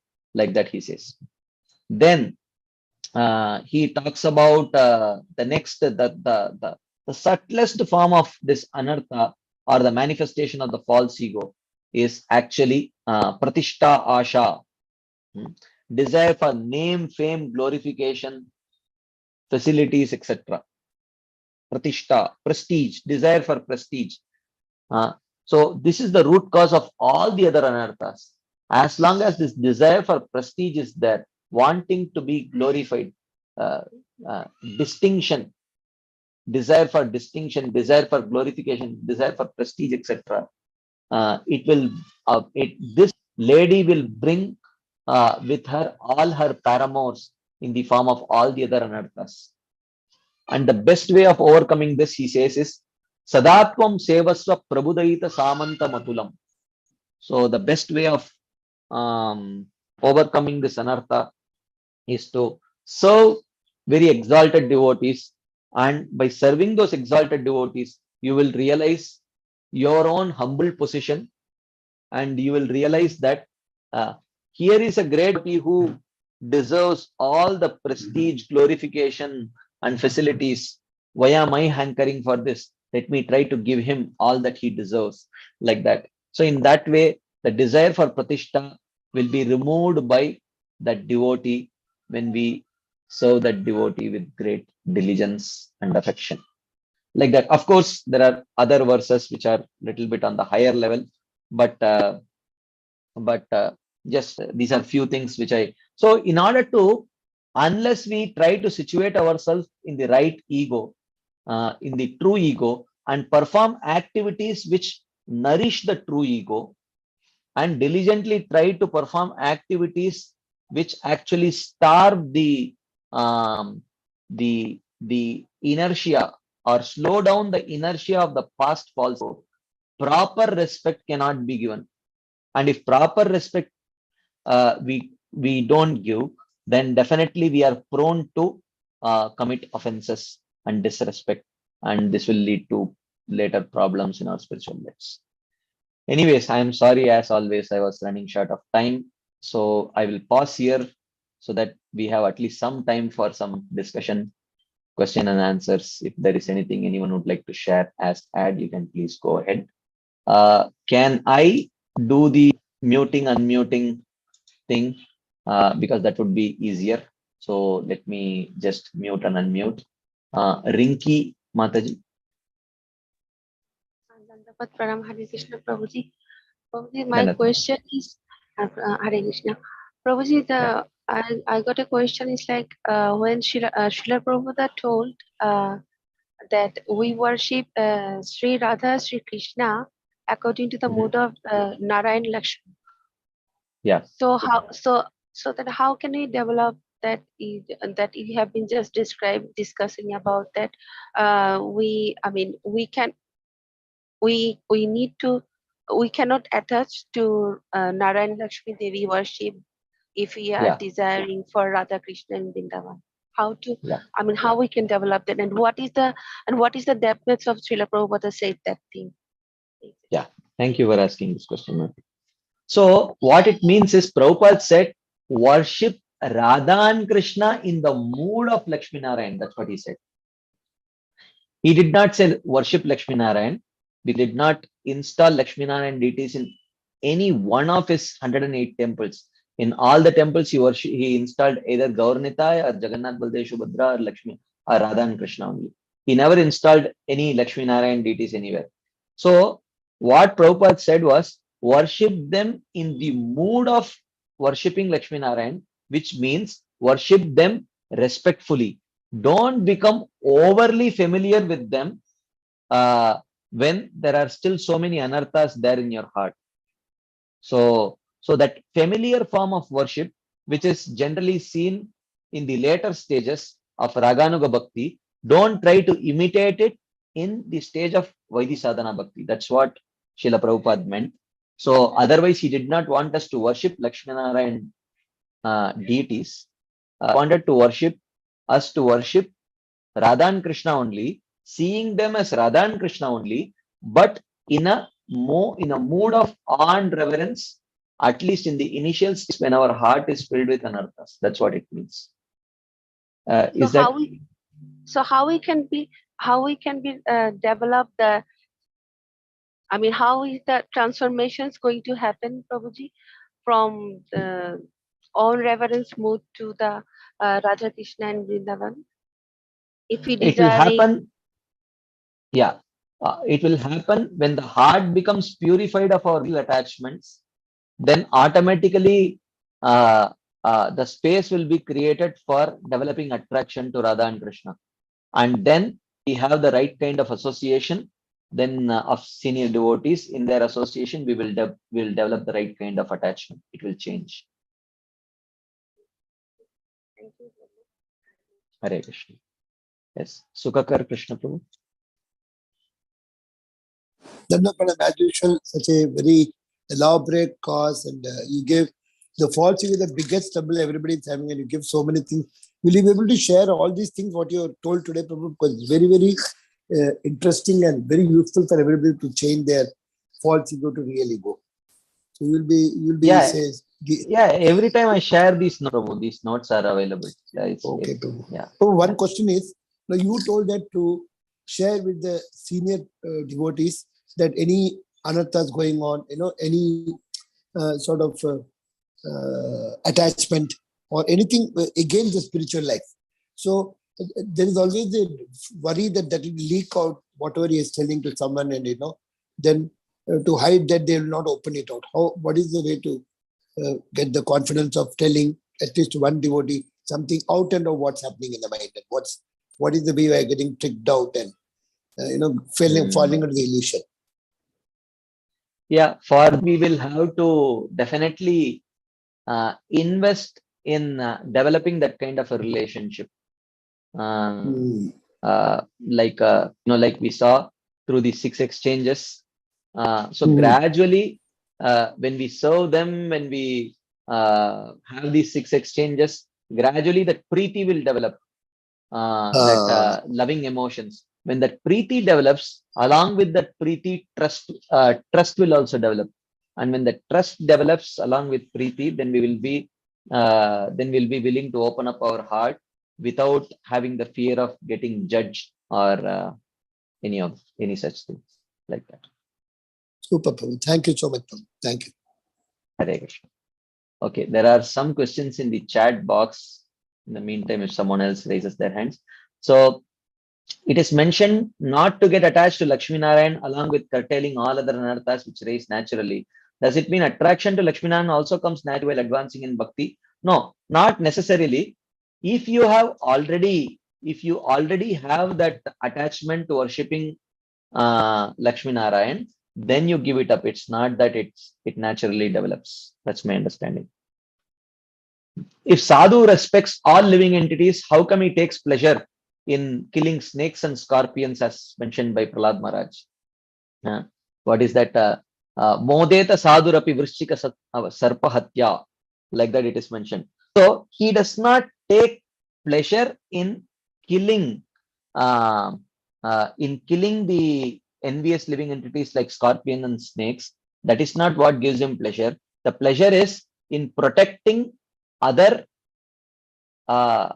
living entities who may be sadhus, who may be innocent living entities from these envious people. So because the envious living entities will not give up their nature. So Bhakti Siddhanta School did not say one of the duties of the Gaudiya Math Brahmachari should be to every day go and spend 2 hours searching for envious creatures and kill them. No.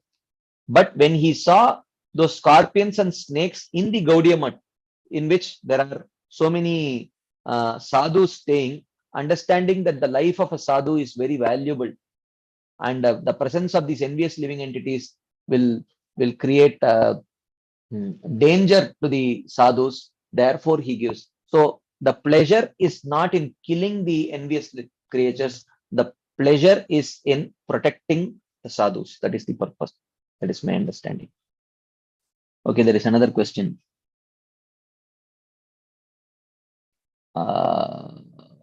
Okay. In ISKCON Chowpatty, there is Lakshminarayan deity. So just want to know how it got installed.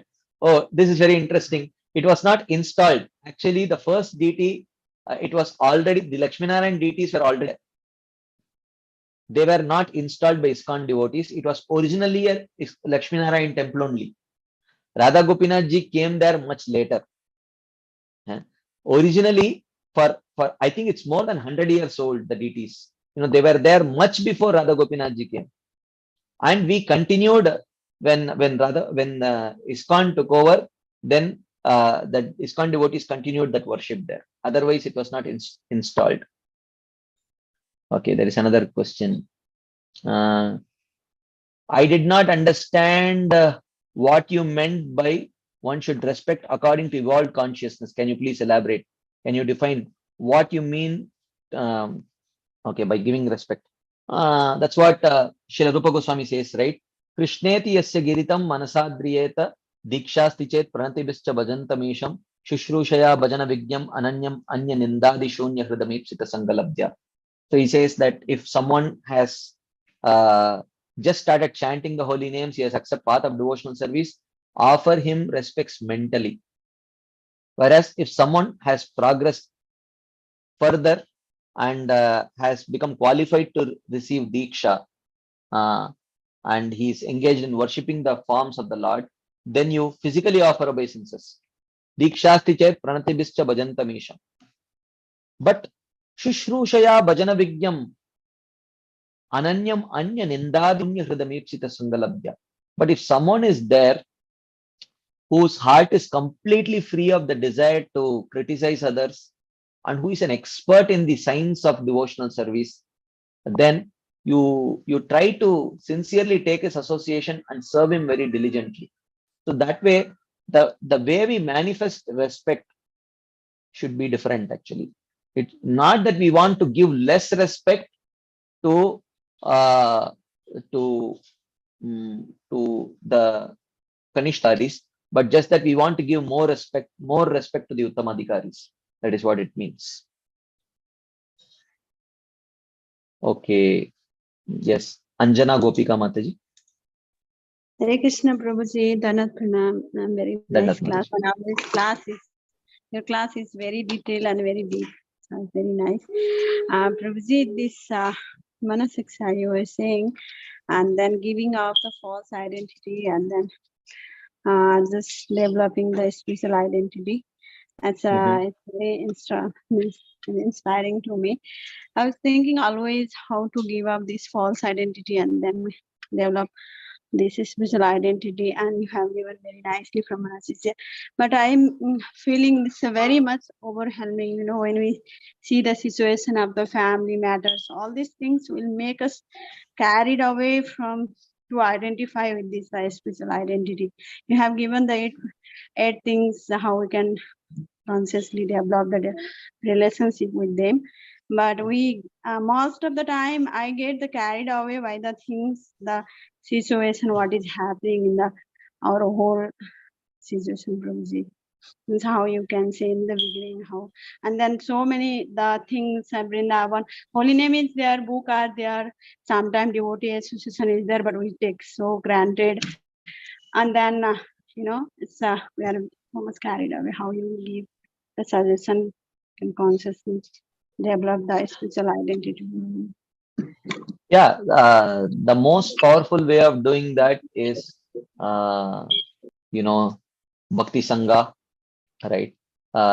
Attending these Bhakti Sangha sessions, where we come together with devotees and keep reminding us what is Anukul for Bhakti, what is Pratikul for Bhakti. Anukulyasya Sankalpo, Pratikulyasya Varjanam. Again and again we hear, because we tend to forget.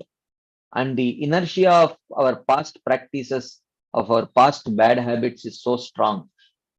Therefore, again and again, when we hear, we remind ourselves and we try to mold ourselves according to what we hear. So it is a slow process, because we are carrying the inertia of millions of lifetimes of acquired false ego. So it is not going to go away so easily. So we don't have to become despondent.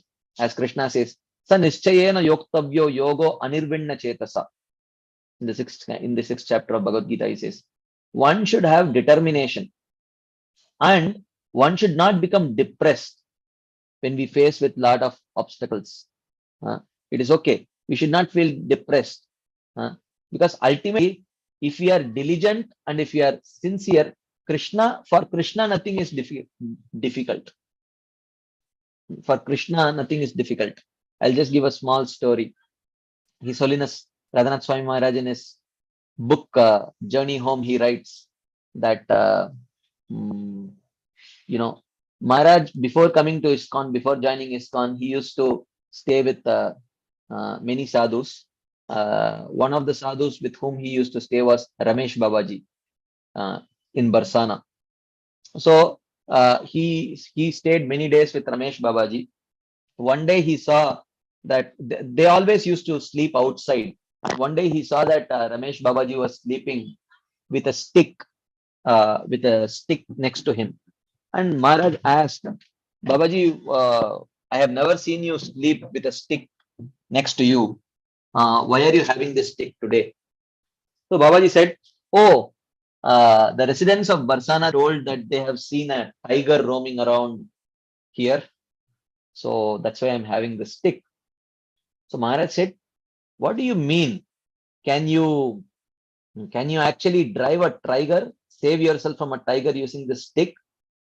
Babaji Maharaj says, no. Ultimately, I can never save myself from a tiger using this stick.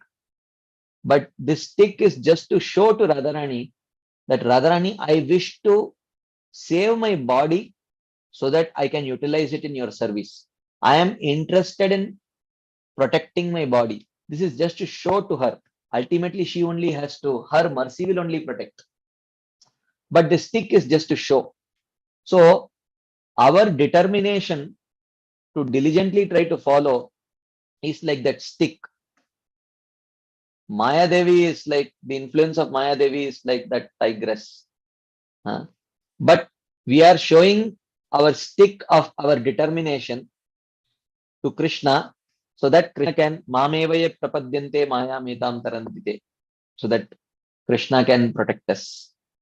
So we try to diligently do whatever is within our capacity to do the right things. We don't have to get overwhelmed because ultimately Krishna's mercy is there and it is all powerful. But we should always carry that stick with us and to show to Krishna that Krishna, I am interested in progressing. So please allow me to progress, or please let your mercy flow so that I can progress, like that. Okay, there is another question in the chat box.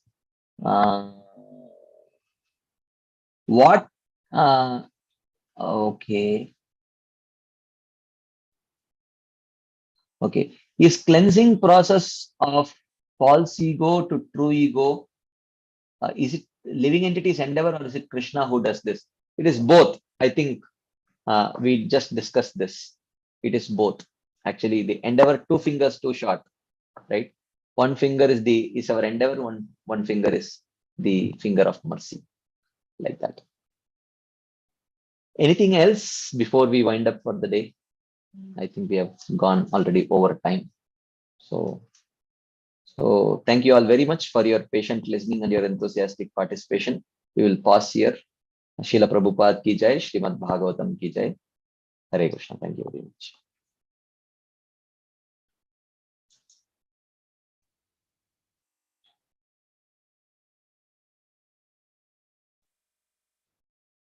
Thank you. Hare Krishna Prabhuji, thank you once again for such a beautiful class. Very grateful to you, Prabhu. I allow everybody to unmute. Vancha kalpatarubhyasya kripa sindhu. नमो नमः।